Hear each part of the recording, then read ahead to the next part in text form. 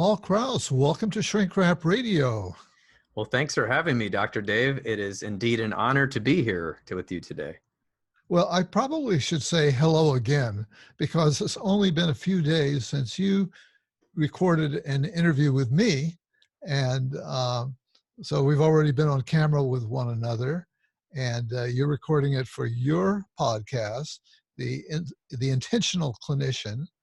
And you've also been a longtime Shrink Wrap Radio listener. So even though there wasn't back and forth conversation, it feels like it makes a good base for our relationship. Yes, absolutely. I've been listening, I think, since I'm trying to think if it was 2007 or 2008. I was trying to figure that out by looking through some old downloads. Yeah. I think it was like one of the first episodes was Scott Miller, episode 70 something. Oh, that's a good one. Yeah. You told me to in your interview with me. You tried to get me to talk about some of my favorite interviews. I didn't think to mention that one, but that's a really good one. Oh yeah, he's fantastic. Yeah. And you did such a good job as an interviewer because I ended up sharing things that I've not shared in previous interviews. So kudos to you for that. But enough about me. Let's talk about you. All right.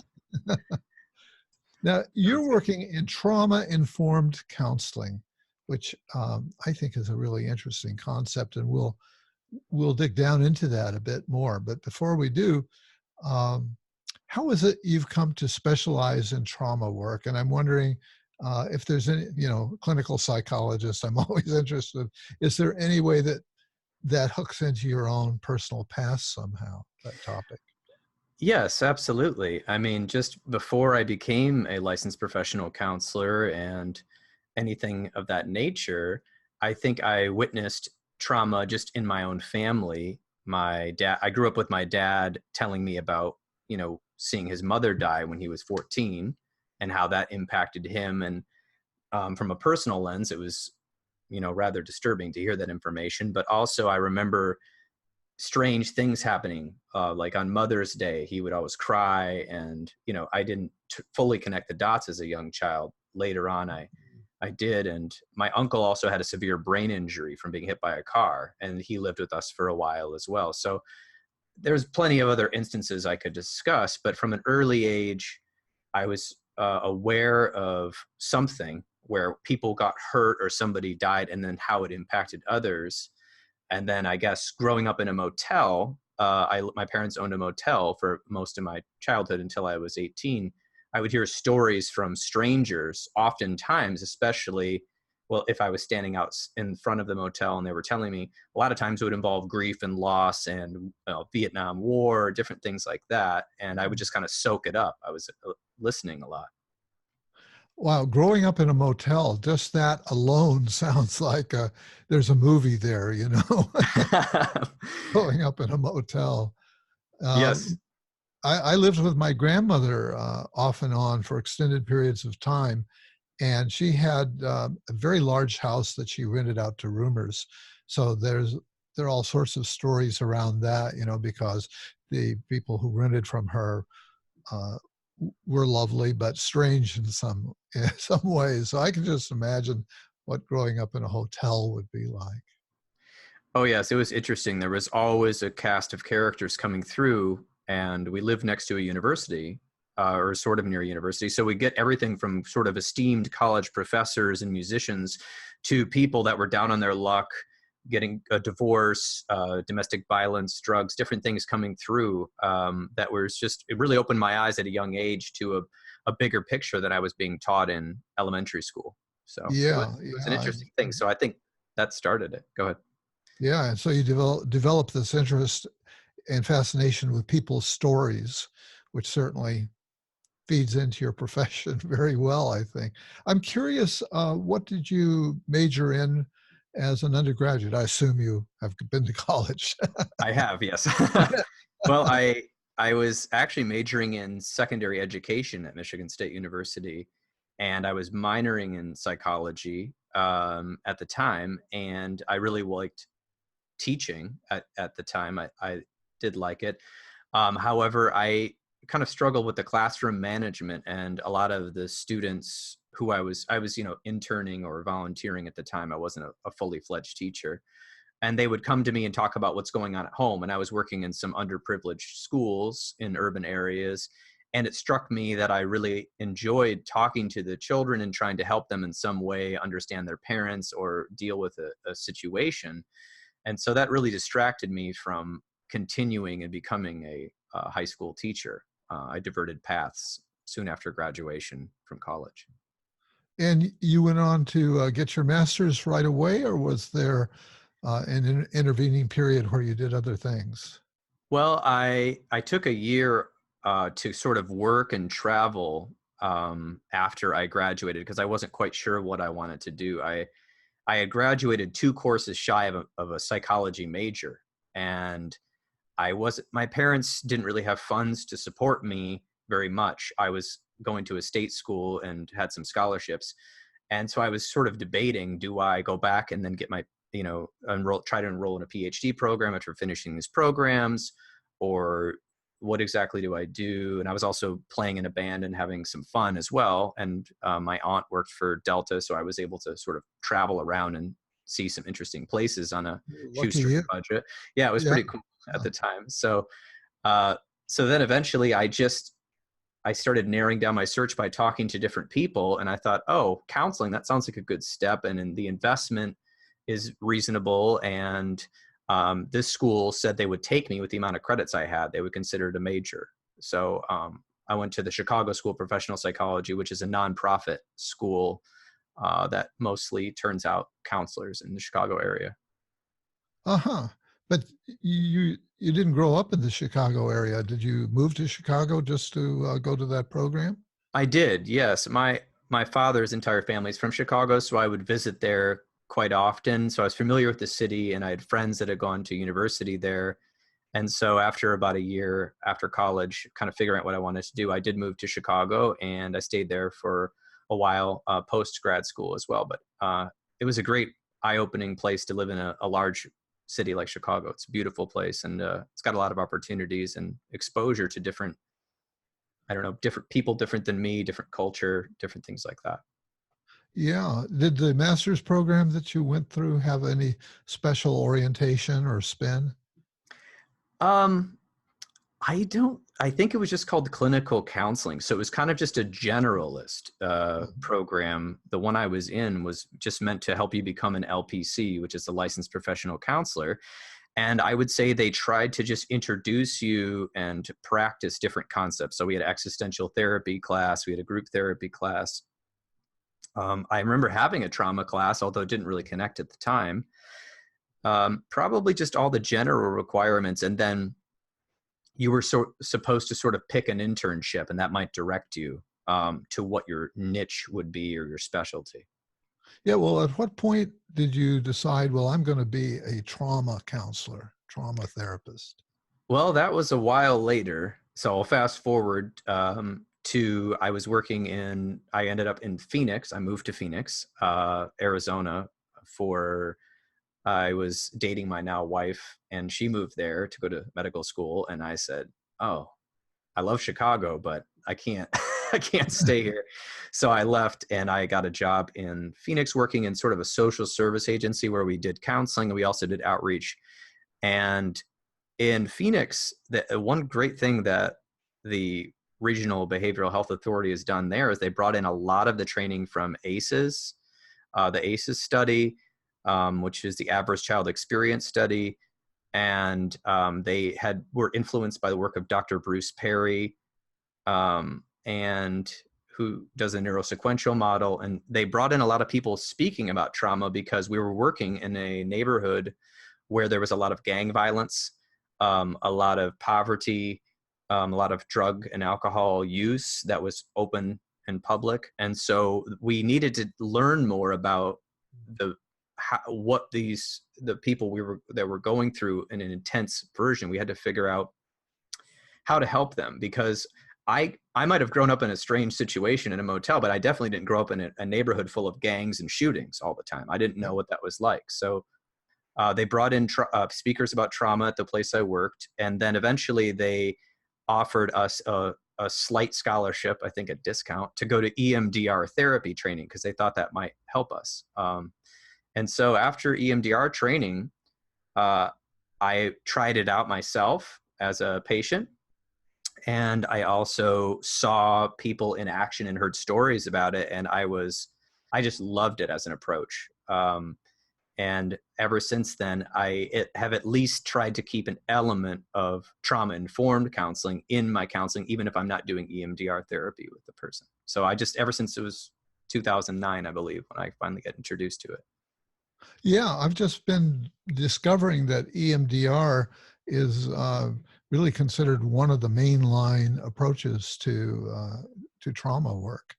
And even though I interviewed the founder, whose name I'm blocking on right now, and understand that she passed away, I didn't know that. Yeah, Francine Shapiro, just Okay. 2 weeks ago, actually, or Yeah, about that. Yeah. yeah.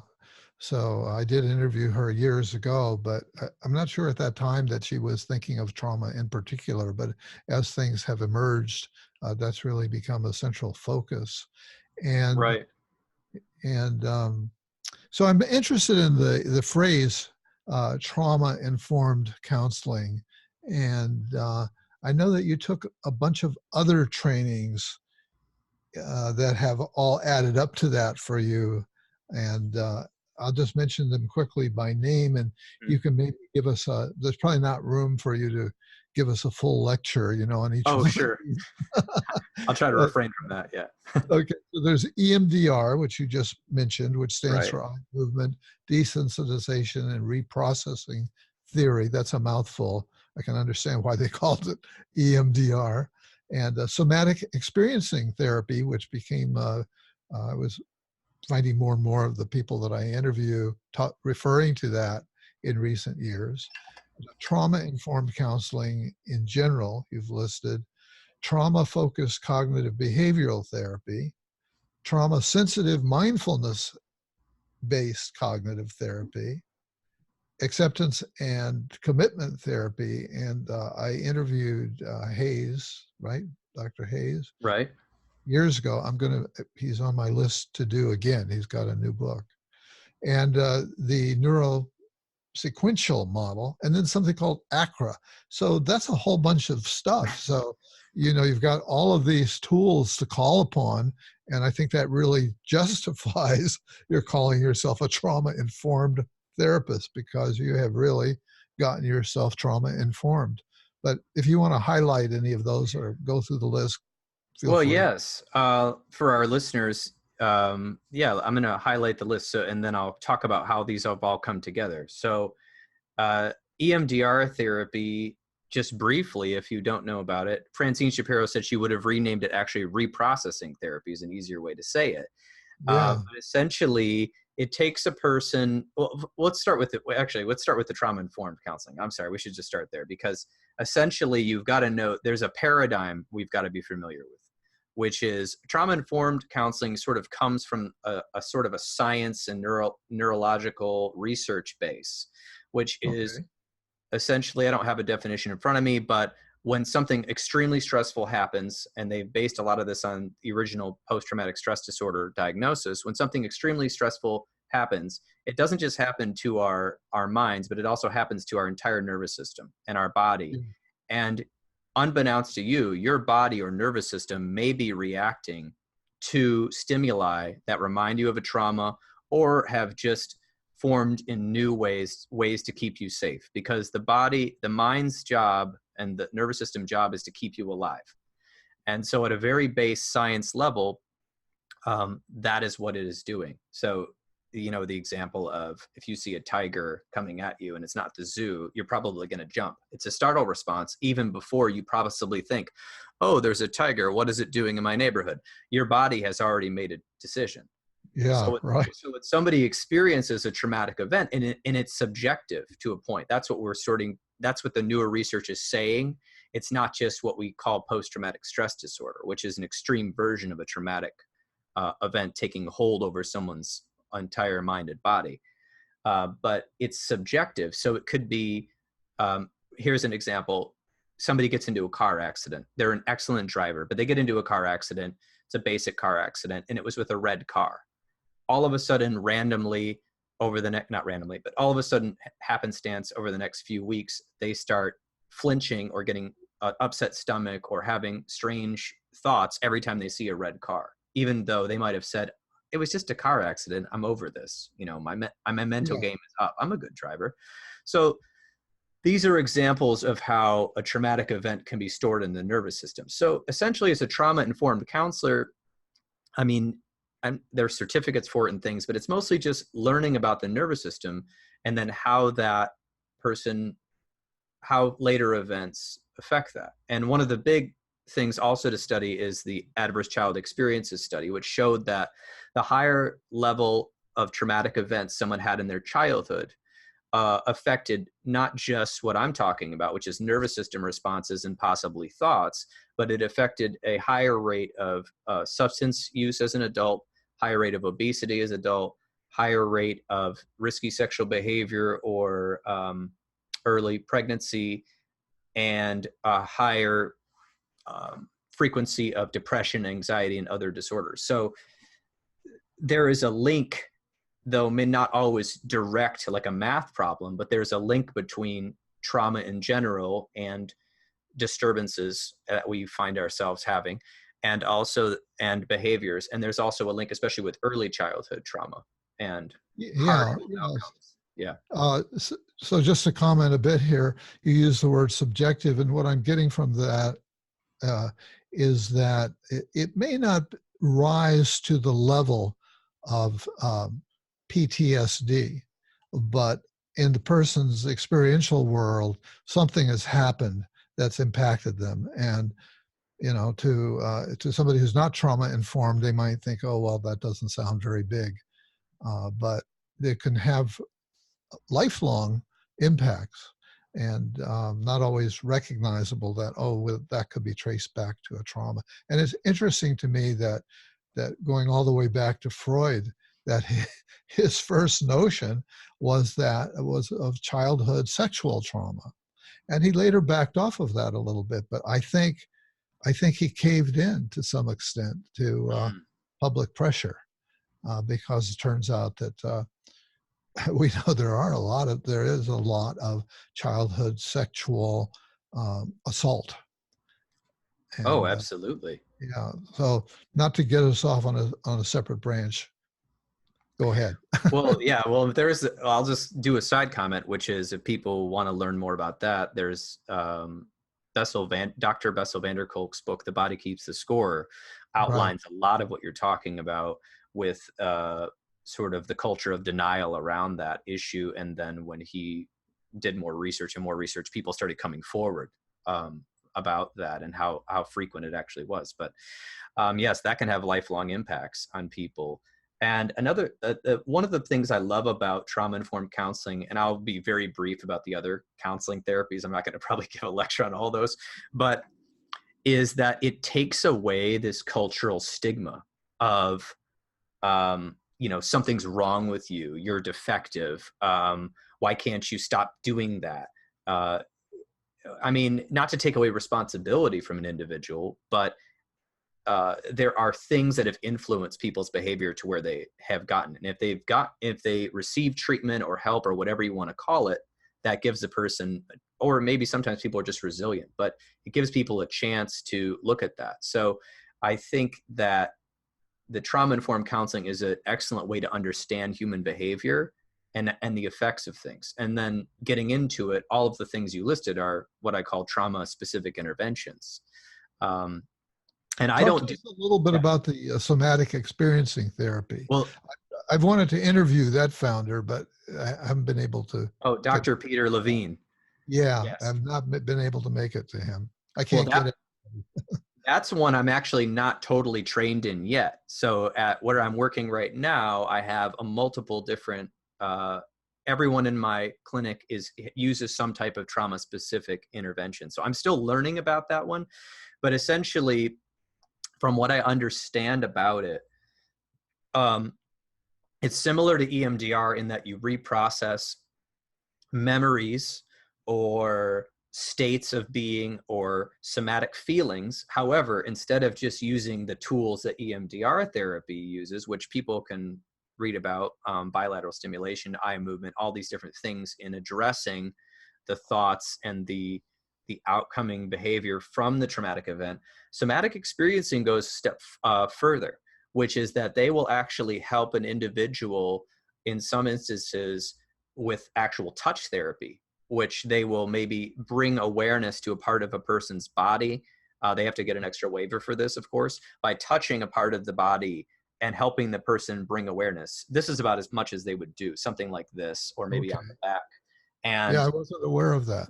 Yeah. yes, and they can bring attention to that area while processing a trauma. So it's like EMDR is pretty deep, but somatic experiencing even goes deeper. It brings that person to trying to understand where the feeling is in the body even more than EMDR, because they're actually possibly even using touch or awareness in that level to help people move through that, and reprocess it in a way. So that's somewhat what I know about somatic experiencing. That's a whole lecture, but I do have somebody at the clinic I work at that does that, is trained in that, and it's about, I think he's been training on it for about 6 years now. So there's levels Wow. of that as well.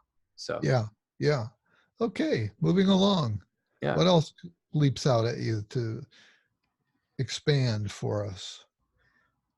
Okay. Well, Go well, ahead. what are you wanting to know? Are you wanting to know more about the trauma informed counseling? Yeah. Yeah. I'm still looking at your list of techniques here. Okay, so yeah, trauma focused cognitive behavioral therapy. That's another type of therapy that I'm still learning about, but I have somebody in my clinic who's fully trained in that. And essentially, it is usually brought in with parents and or a caregiver and a child, and brought in and sort of teaching the parent about ways to help the child regulate their emotions and learn about, especially if a child has experienced a trauma, what to do about that, so that the parent doesn't result or doesn't default to certain parenting techniques that may just kind of continue a cycle of behavioral issues or instability in the family or family disruption. And so then also they incorporate elements of cognitive behavioral therapy in there, obviously, to help the child along with parenting interventions. And so the therapist works usually with both in that situation. Well, that's interesting because some of these seem to be directed at adults who are trying to deal with either traumas that have happened to them as adults or as children. And this one that you're describing now seems to focus on children who've gone through a trauma while they're still children, and also to look at the family system as well. Yes, exactly. EMDR can be used on children. There are some practitioners who are doing that, but and so they do children, adolescents, and adults. Somatic experiencing, I'm not quite sure. I've mostly heard of adults utilizing that one, but trauma-focused cognitive behavioral therapy, from what I understand, is mostly focused. It's bringing in a little bit more of the family element. I'm sure that you can use it with adults only, but that's a lot of the application I've seen. Yeah. Now, one that you sent me some this list of approaches, and one that I had not heard anything about is ACRA. You say it's referred to as ACRA. Tell us Well, about. yes, ACRA is the Adolescent Community Reinforcement Approach. That's actually, I don't know if that would actually go on the list of trauma-informed counseling techniques. However, it's something that if you are trauma-informed and utilizing it would be a fantastic asset. So that's something I was trained in 2008, and it's a program by Dr. Robert Myers and Associates out of the University of New Mexico. And it was based on the community reinforcement approach, which is the original one for adults, which was researched since the early 70s. And essentially, what I know about that program, the interesting thing about it is that Dr. Myers, who was a friend of and contemporary of Dr. William Miller, who wrote Motivational Interviewing, the book, he focused on the feedback from the clients. which I thought was really awesome, which is what's working for you in this substance use treatment and what's not. And then he started refining the program from there. What's working with you, what's not. Almost like in that Scott Miller approach with the outcome rating scales and the session Right. rating scales. So he did that in research, and eventually he came out with the adolescent community reinforcement approach in the 90s. And it's a substance use program that really focuses, instead of focusing on the substance. So, some adult, traditional programs like AA or whatever, they'll really focus on the drinking has power over you, giving up to higher power. And then you go through all the family and all the other steps. But with ACRA, they found with teenagers, they didn't really love that approach. And so the approach of ACRA or ACRA is to really focus on the strengths of the child and the strengths of the family, and working on replacing what we would call, I guess, not antisocial, but, problematic behaviors such as using a lot of substances when you're a teenager or getting into trouble, with pro-social. So trying to introduce positive things. So it's got a mixture of behaviorism mixed with motivational interviewing, mixed with strength-based. And at the clinic I was at, we were all trauma informed from a lot of trainings we went to. So working with the children in the talk therapy sense as well. It's a really interesting approach in the way, because it does not label the person as a drug addict or something like that. It's really positive, and it involves the family, and it gets the kids really interested. What are you interested in? What makes you feel good? What makes you feel bad? And there's lots of fun activities you can do, because a lot of teenagers, sometimes they won't talk, or they don't want to talk about something relevant. So you bring in activities, and it's a pretty fun approach. Yeah. Well, I'm just really impressed by the way that you have, after your master's program, it seems like you've really kind of dug in and looked into a lot of treatment paradigms, and really getting as many arrows in your quiver, if you will, as you can. And so I think you really deserve a lot of credit for that. And it's led to I believe you're the creator of a center there in Grand Rapids, Michigan. Now, we've been talking about Arizona and Chicago, Right. but you currently live in Michigan, right? I do. I live in Michigan. I would say I live here permanently, but I am in Arizona sometimes in the winter because of my wife's work. And I also do some training. I still actually train people in the ACRA method in Arizona at some behavioral health agencies. But yes, in 2017, for family reasons, I did move to Grand Rapids after spending about 10 years in Arizona. And I started with my wife a integrative clinic that involved a lot of counselors and a couple doctors, and actually a clinical hypnotherapist. And we were working, and I was just trying to gauge the community. I was getting some calls. People found out I did EMDR. And all of a sudden I was full of clients working, trying to work with me on that.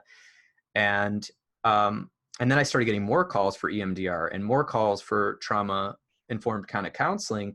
And I had found a few colleagues in the area that did it, but a lot of them had full caseloads, and they were kind of spread out here and there.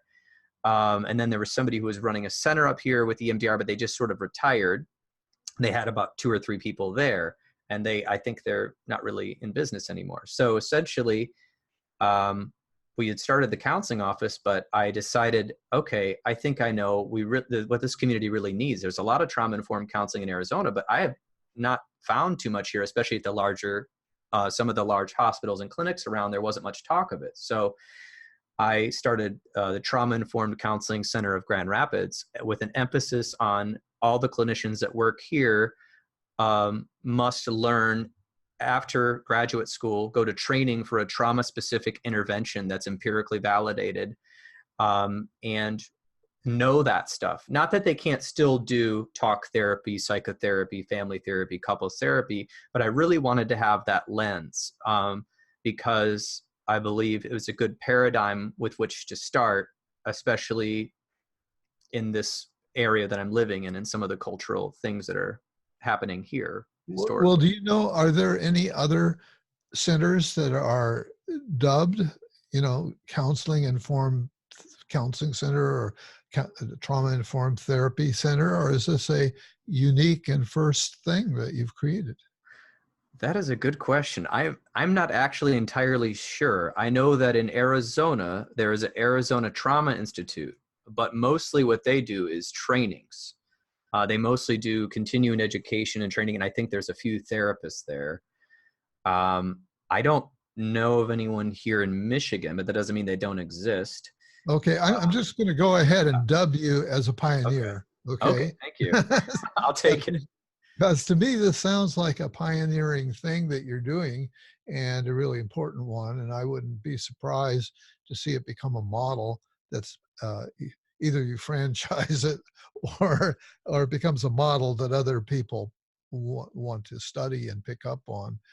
I'm struck by it sounds like it's a requirement. Okay, you're a therapist, you'd like to join our group, but we need you to take some specialized training before you come into our fold in some form of trauma work. And so I think that's just a nice step, and seems like a lot to take on. I mean, you're a relatively young guy, and seems like a very ambitious step. Have there been any obstacles you've had to overcome to make this happen? Oh, well, yes, I would say plenty. Oh, I yes, mean, human beings. yes, Like, people. Yeah, I mean, myself, I am 37, which is relatively young to be now a clinical director. I think also, starting out a clinic, it was a risk. My wife and I, we were thinking, oh, we should just rent a small room because we didn't have a large amount of money coming into the city to fund this. But we took a risk and rented a place with a few extra rooms. In terms of the trauma-informed counseling piece, I haven't really seen that as a risk, except that maybe certain people wouldn't want to work here. But that's okay because they could work somewhere else. I haven't got much pushback. I've mostly got intrigue, and since I've announced this and sort of put it out there on the internet on our webpage 1.0, I have been starting to network with some individuals in the community, and actually I found a treatment center just recently, a small one, that is totally in line with the values that I have. They're a substance use treatment center, but they're very trauma informed. And so we're starting to kind of network back and forth. So I've got a lot of interest since sort of declaring this as our focus. But I guess the other obstacles are, as I said, shoestring budget starting out.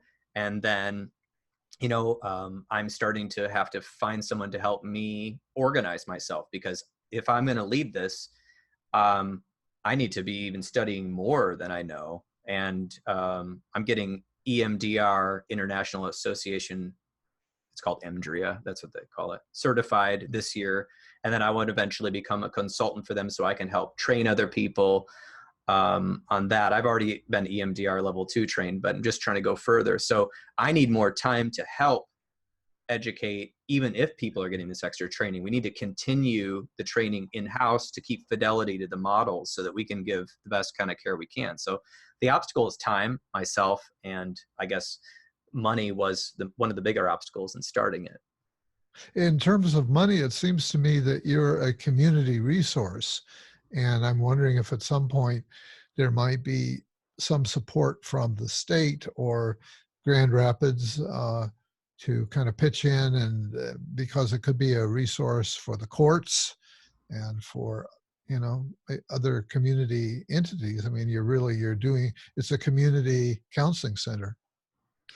Yes, absolutely. I would welcome any of that. So we're just starting out with what we can. We take private insurances. We've been working on Medicaid. We've taken some Medicaid, but it's been a bit of a difficulty due to the state of Medicaid in Michigan. We're trying to get on Medicare, and we'd also take reduced rate, sliding scale, that sort of thing. So I would love to partner and make this a larger thing. Like I said, I'd like to provide more education for other clinicians in the area. So we're just starting out, and we've just welcomed on about 4 or 5 new people that have just decided this spring they wanted to come on board. So there's just kind of ramping up. So who knows where this thing will go? I never really know. I'm just Yeah. trying because I feel like if I was a young person who had gone through something traumatic, and I went through my own stuff, but I would have wanted a counselor who um, was diversely educated in terms of knowing about the science part of things, but also the art of psychotherapy. So I would have wanted a little bit of balance. And I think the quality of psychotherapy when I was a kid growing up where I grew up, it was not where I was, at least my luck of the draw. And I've heard a lot of other people say it. There wasn't as much, there was a lot more cultural stigmas coming in, a lot more judgment, a lot more shame and blame kind of coming in and miseducation. So I kind of want to raise the standard because if I was a child, I would want my parents to have the best resources available to help me. Yeah, yeah, definitely. And so you've got a lot on your plate, with all the training that you want to continue and go deeper with, and this entity that you've created called the Trauma Informed Counseling Center of Grand Rapids. Maybe it'll expand to be the Trauma Informed Counseling Center of Michigan. Oh, I like I'm that just ring. I'm heaping more and more on your plate. I'm sorry. Hey, oh, I'm okay with that. I would welcome the chance to try further. I'm just a guy who started out as a private practice person and now I'm doing this. So who Yeah. knows? I'm open to it. Yeah, well, I think you're a special guy, and so it doesn't hurt to. And it seems like you're willing to take things on. For example, I understand you're launching something called the National Violence Prevention Hotline. Now that does seem ambitious. Uh, how did it get to be the national hotline? Aren't Well, I figured there those that already? there is not a hotline for a potential perpetrator of violence in this country. There's the National Suicide Helpline and or Lifeline as they call it, which is awesome. I'm sure some people who have contemplated violence have called it, but it's mostly for suicide. That's what it's labeled for. And there's a National Domestic Violence Hotline, and recently I've read some research that they are starting to get calls from people that have committed acts of domestic violence and want some help. But that's, again, not their main goal. Their main goal is to help survivors or people that are in the middle of domestic violence get help, get education, get resources. And I heard a story of this woman named Antoinette Tuff from Georgia, and she was in a school, and she was, I think, the front desk lady or whatever you want to call it. And she was helping out, and this guy came in with guns, a bunch of them, and a bunch of ammunition. And he took her hostage and said he was going to, kill a bunch of people, right? In the school. It was elementary school. Of course, the cops shut the place down and surrounded it. And, we thought, here we go. Here's a typical thing, where it's going to happen. Well, she is a hero. She talked to him out of love, said, she told her about she said, I broke up with my husband. I thought I was going to kill myself. My son's got special needs. She's like, I know you can get out of this. I know this seems like it's a bad thing, but, I love you. I'm here for you. All these things. It's all on tape. The 911 call is there. And this guy, he stopped. He decided to negotiate with the police. At first, he wanted to kill the police, and he shifted his victim. He was very out of it, or driven into a psychotic rage, or I don't know what you'd call it, really, a homicidal rage. And he wanted to kill the police. But then he decided not to, and he put down all his guns, and he allowed the police to arrest him. And that story struck me, and I said, there's been so many shootings, and I know that there's been a lot of school shootings. The Washington Post tracks that, but not just the Washington Post and tracking the school shootings. There's shootings all the time, small ones, domestic violence ones. There's workplace shootings, and other acts of violence, not just shootings. People hurting each other for various reasons. And I thought, well, gee, maybe there's a hotline for that. So I was just on the internet typing in hotline for violence or whatever. And I didn't find anything except the ones I told you about. And then, there'll be a warm line or something, but nothing targeting people contemplating violence. So I thought, that's interesting. And then I don't know if you want to call it a synchronous experience, but I was getting a haircut, and all of a sudden, and I heard a voice or my brain, whatever you want, whatever lens you want to apply is up to the audience. Something in my brain say, you need to create the National Domestic Violence Hotline. So that's where I got the name for it. I didn't come up with it. I was getting a haircut and it shot me in the head. I said, what? National Domestic Violence Hotline? It was, I know it felt like it came, like a transcendental sort of experience. So Wow. I got out to my car and I wrote it down. And I said, oh, that's interesting. So I started searching that and I couldn't find anything. So essentially this idea is something I'm working on to create a nonprofit. I'm trying to get the Substance Abuse Mental Health Services Administration or whoever helps fund, they do help fund the National Domestic Violence Hotline. And that hotline, you probably need to ask more questions, but that hotline arose out of a multitude of hotlines. And in 2005, it was nationalized because there was a lot of suicide hotlines.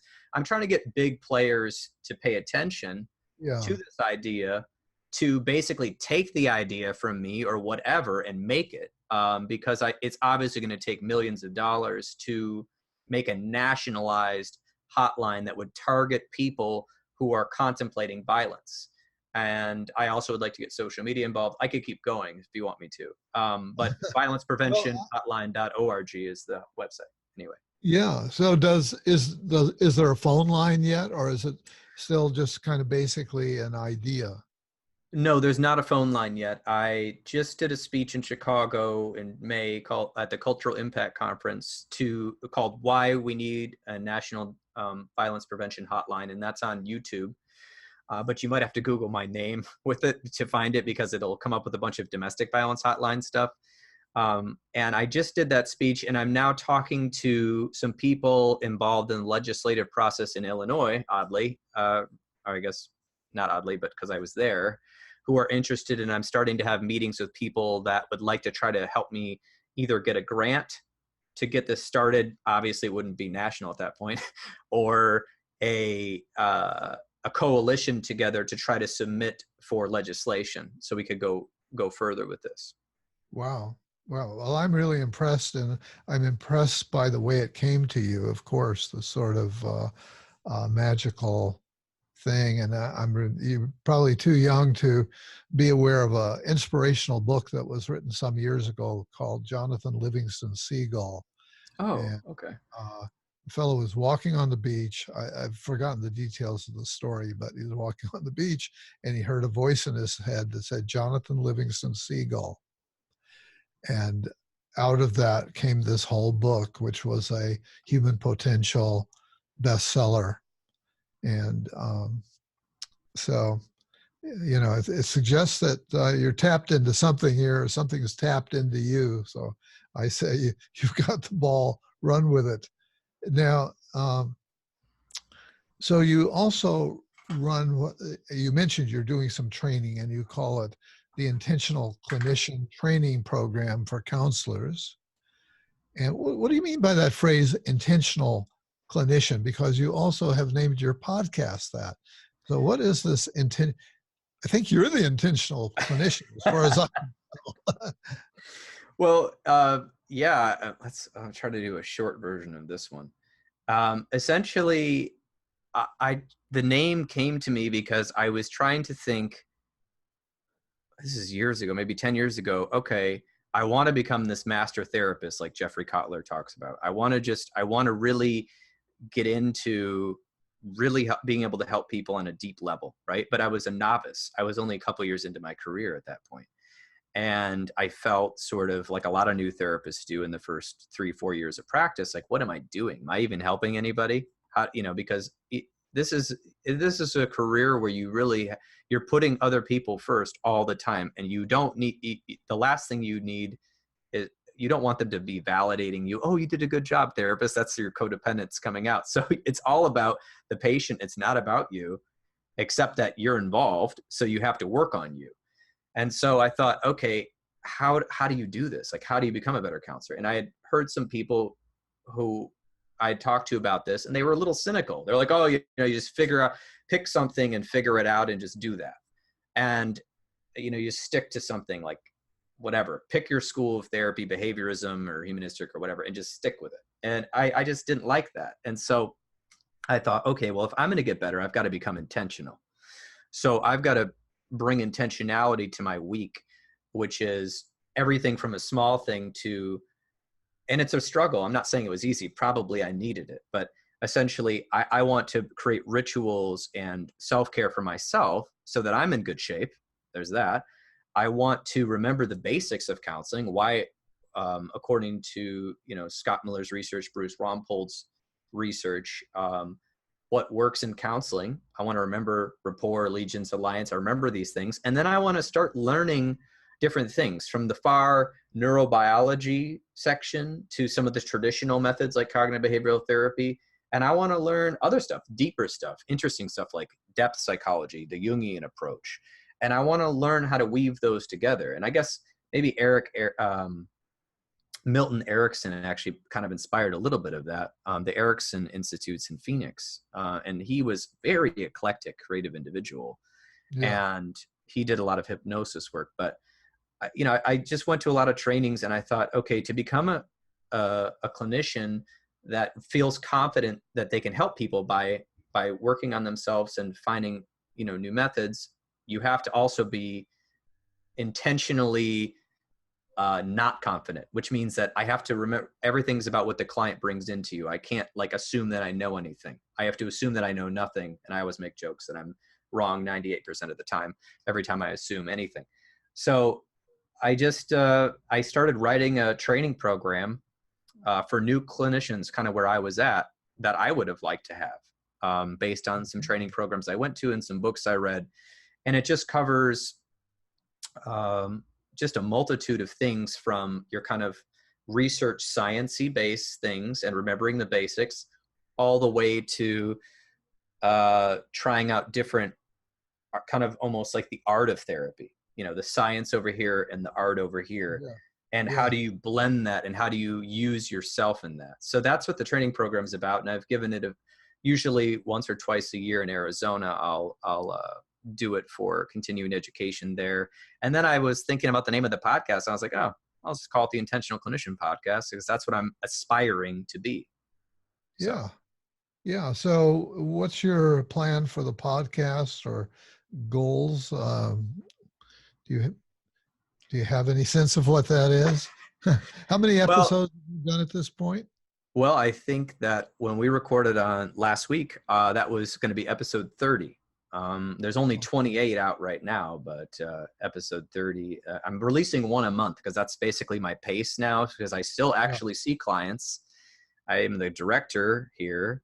I'm a clinical supervisor. That's why I'm getting an assistant. And I'm trying to make this National Violence Prevention Hotline startup. So my goal for the podcast is just to be continuing to do one episode a month, because it's interesting to me. I love interviewing people. I've had a few where I just talk myself about whatever, and people can find those out. But it keeps me learning, and it keeps me growing, because it challenges me to get out of my comfort zone, or whatever little pattern of counseling or pattern of behavior I've been in. It forces me to say, what's next? And so once a month, either somebody's influencing me via interview, like your interview, or it's me reading about something that I either already know about or something new and trying to make a podcast about it. Okay. So. Well, I think we've run about an hour here. I wonder if you have any last thoughts that you'd like to get out there. Well, I have a couple thoughts. I would say two things. One for other clinicians, but the first one is I just wanted to say about the National Violence Prevention Hotline. That is something I was inspired by James Hillman also. I forgot to say that, because a lot of his writings towards the end of his life, he said we need to take psychology out of the analyst room and into the community.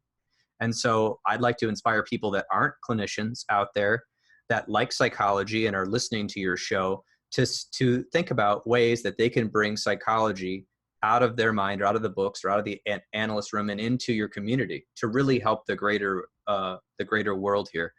And then I would just say for new clinicians, I was a new clinician once, and I've also been a clinician that's got stuck in ruts. I'm a person too. I get stuck in ruts. If you're in a rut, or if you're a new clinician, Dr. Dave's show obviously has 600 something episodes. That's a good place to start. I learned a lot from his show, and reading books. But challenge yourself to get out of your comfort zone and listen to an expert that knows something you don't. And I think that will be the best way to not only serve our clients, but to grow as individuals. So I'm big into trying not to get cynical, I guess, and to not just dig your heels in. So Yeah. that's kind of what I was going to say. And I really appreciate you having me on the show. It's a really big honor. And I'm thankful for everyone who listens. And if anybody wants to talk to me about anything I'm doing, I'd love to hear from them. Okay, well, that's wonderful. I feel so honored to have been part of your, I won't put it in the past, to be part of your educational journey. And that's just, I just feel really honored about that. And it says a lot about you. I mean, it says more about you than it does about me, but that you have, for such a long time, even when you were just starting out, been seeking out inspiration that would and information that would support your journey. So, Paul Kraus, I want to thank you for being my guest today on Shrink Wrap Radio. Oh, thank you, Dr. Dave. It's been an absolute pleasure. And again, thank you. You're right. I really appreciate the work you're putting out there in the world. And I just want to thank you for your consistency of putting it out there. It's been wonderful to hear everything you've had to talk about and all your guests.